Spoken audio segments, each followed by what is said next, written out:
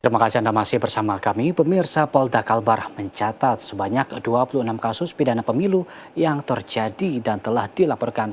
Dan jenis laporan pidana pemilu yang masuk seperti dugaan politik uang, kampanye hitam, dan kampanye di luar jadwal.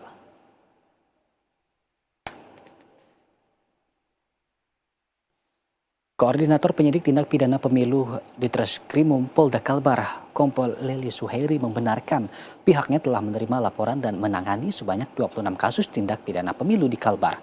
Adapun laporan tindak pidana pemilu ini terjadi di Kota Pontianak, Singkawang, dan Kabupaten Ketapang dengan kategori pelanggaran seperti dugaan politik uang, kampanye hitam, dan kampanye di luar jadwal.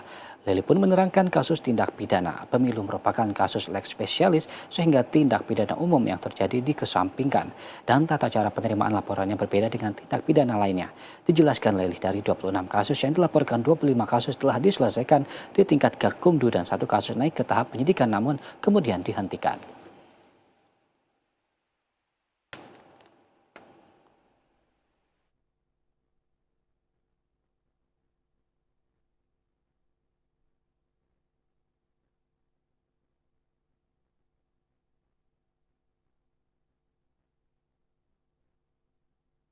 Ketika kami tangani itu adalah pada tahapan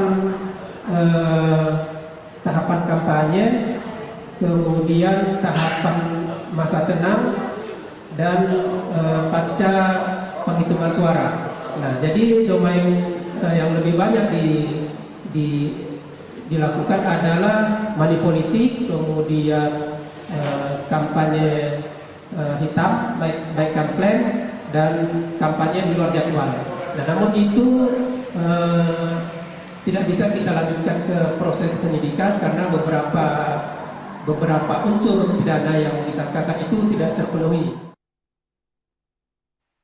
Koordinator Penyidik Tindak Pidana Pemilu di Treskrimum Polda Kalbar, Kompol Leli Suhairi menegaskan penanganan tindak pidana pemilu memiliki batas waktu selama 14 hari. Penyidik Polri, Kejaksaan, dan Bawaslu harus menentukan atas setiap laporan yang masuk apakah masuk pidana pemilu, administrasi, atau kode etik yang harus dibahas terlebih dahulu.